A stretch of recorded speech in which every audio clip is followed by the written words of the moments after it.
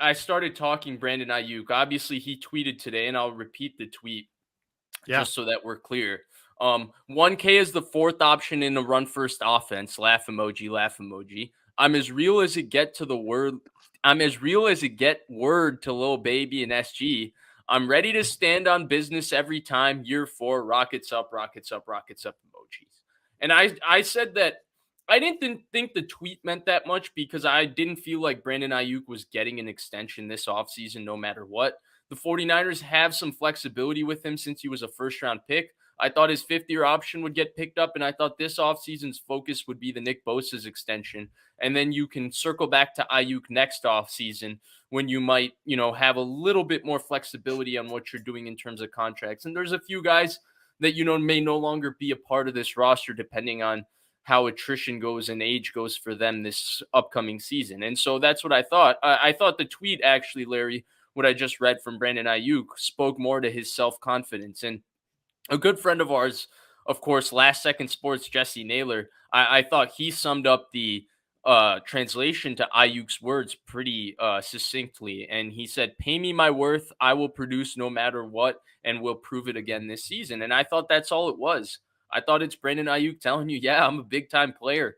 I had a big-time season. He was the 49ers' most consistent weapon this entire football season.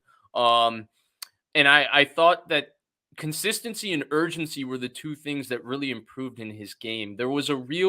He was very deliberate in every single route he ran. And he was very urgent about getting open. There was less messing around and more getting to where he needed to be on time and on schedule. I thought he played more physically this year. And then, of course, his consistency, the fact that he was healthy the entire season, he produced in every game. And I thought he took major strides in all aspects of his game as well, Larry, just to add on, right? I understand why he's tweeting that way, right? Because he is clearly the fourth option. They feature Christian McCaffrey, Kittle, and Debo more than him. That's just a fact on the 49ers offense. And you could argue he would put up more stats if he was featured elsewhere. But the point is, he had a terrific season, and he not only had a terrific season as a wide receiver, I thought he was the best blocker on the team in terms of his blocking on the outside. I thought he was sealing the edge. He was a lead blocker on some plays. He had different roles, and he was asked to do different things as a blocker, especially sealing the edge, and I thought he did a phenomenal job. And I think I love his self-confidence, and I think he's right. Rockets are up for him, and he's got to prove it again this year as the fourth option on a run-first offense. What did you think of that entire saga? Well, I mean, he was their best receiver this year. So he played the full schedule. I believe him and Ray were the only offensive weapons that played the full 17, at least among the receivers. Right. So I mean, he stayed healthy. He caught 78 balls. It would have been 98 balls if he was on a different team. Right. Instead of he went for 1,000 yards, it would have been 1,200 yards or more easily on a worse team. He had 8 touchdowns on a team where Kittle had a bust out end of the year with 11. I think Aiyuk, we all know the story. He's due for a contract extension. He's under contract for 2 more years. Niners aren't going to give him one. They're just going to let him play it out. He's now saying, I don't know if he's saying he's tired of being the fourth option, because I talked to him late in the year. He's a team guy, man. This guy shows up to win. The way he blocks I think really emphasizes that, right? What's that? The way he blocks really emphasizes that. I don't think that ever gets enough credit. He kicks ass in the run game, and he did it all year last year. Well, and just the way he talks about the game when you're around him in the locker room, he's not like a big me guy. He's about the team and about the winning. So I like that. I think he's a terrific young receiver. He's coming into his own, who would have bigger numbers on other teams. I think in some ways he's kind of saying, "Get me the damn ball." A little bit of a message to Kyle Shanahan. Get me the ball. Give me an opportunity to make some cash for my family. I'd like to see them run Aiyuk a little bit more. We see runs to Debo. We don't see runs to Aiyuk. Why not? I mean, Aiyuk can run with the ball. I think he's another guy who's absolutely electric with the ball in his hands. He was a return guy, for crying out loud. Get him the ball in a couple returns. Get him the ball in a couple end arounds. He's an explosive player, and he can take a hit in the open field and hold on to the football. So, um, you know, there's also a lot of speculation that he would like to try to force a trade here, and that he might want to be elsewhere. I don't know his situation. I would expect a big year either way, but I think he's just kind of saying, "Hey, I've been over here. I'm quietly doing my thing. I'm badass, even though I only have good, solid to very good stats, and everybody knows it because I'm in this run heavy offense with all these other weapons. I'm in my prove it year. I want an extension." And I think in some ways he's just kind of throwing that all out there. I'm not saying that he's saying he's tired of being the fourth option, but he's at least acknowledging that he is the fourth option and that he's a team guy and it's all working and they're winning games. But I think cut through the BS and it's like, hey, give me the damn ball. It would be the same equivalent of Keyshawn Johnson saying, give me the damn ball. Get me the damn ball more and let me touch it more so I can make more cash. But if you look at the numbers, Kittle caught 60 balls, Debo caught 56 balls, McCaffrey caught 52 balls, Jawan caught 35, Juszczyk out of the backfield with 19, Ray had 14, Brandon Aiyuk had 78. So, and he was far and away the most targeted receiver. Debo was targeted 94 times in 13 games. Aiyuk was targeted 114 times, most on the team in 17 games. So He had a good year. It could have been better. And I think he's just kind of saying, he's expressing a little frustration. He either wants to get paid or he wants to get just the touches so that he can get paid. But he's also kind of like announcing, hey, you know what? I know like where I am in the whole pecking order. I know everything that's going on. I'm fully aware. So let's not play games. You know my value. I'm more valuable. He's basically saying I'm more valuable than my stats, and I want the ball more. That's what I'm taking out of that. And I think that last part is really, really important because I think ultimately this does come to about his contract. And I don't think it's necessarily about his contract with him being paid, but he is already prepping himself for the kind of conversation that's going to start when he enters his extension. And the important thing with Aiyuk is he's still an ascending player.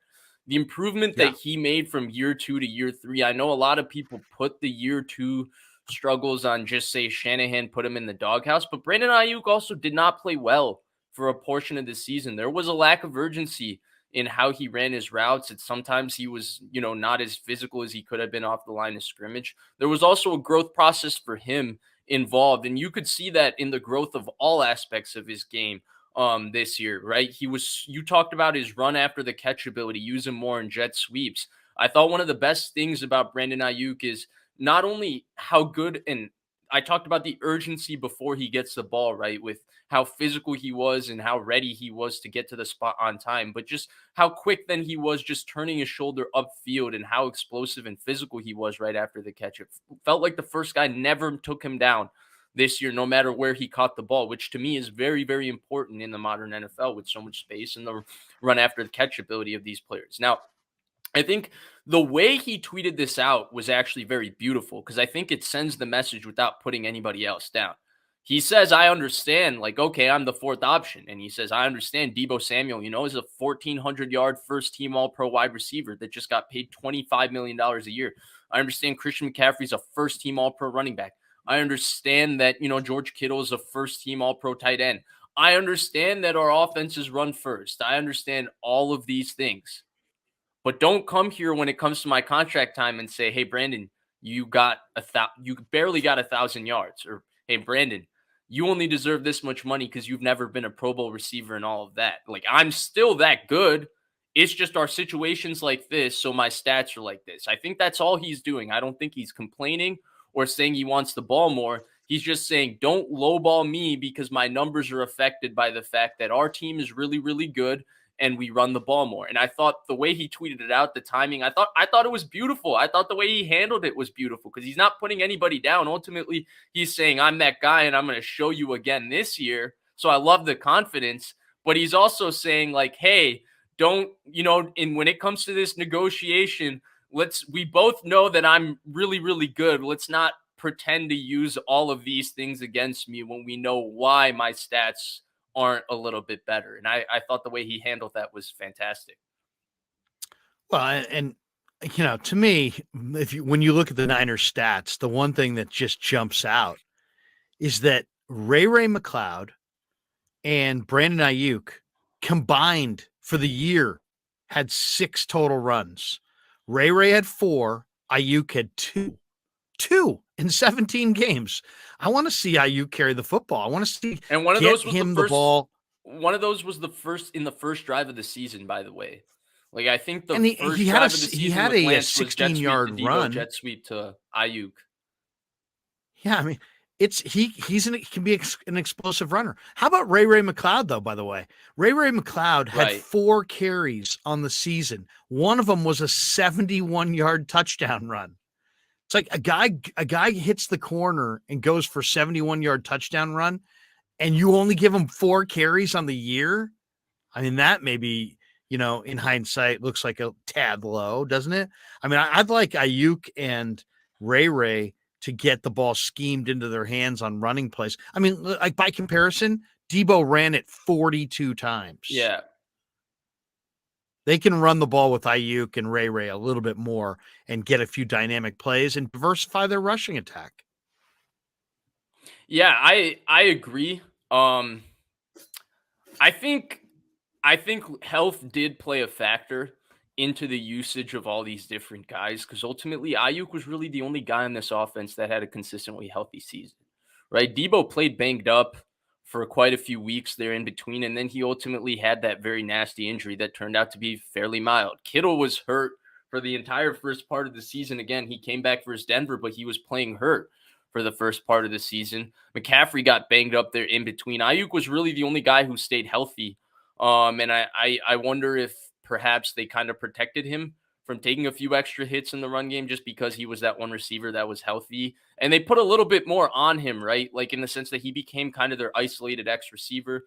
They put a little bit more on him in the pass game than they have in the past, where they featured him a little bit more than they have in the past. Maybe not as much as they should have, but definitely more than they have in the past. And then he was kicking butt in the run game, Larry. I cannot reiterate that enough, how well he sealed the edge the entire season last year.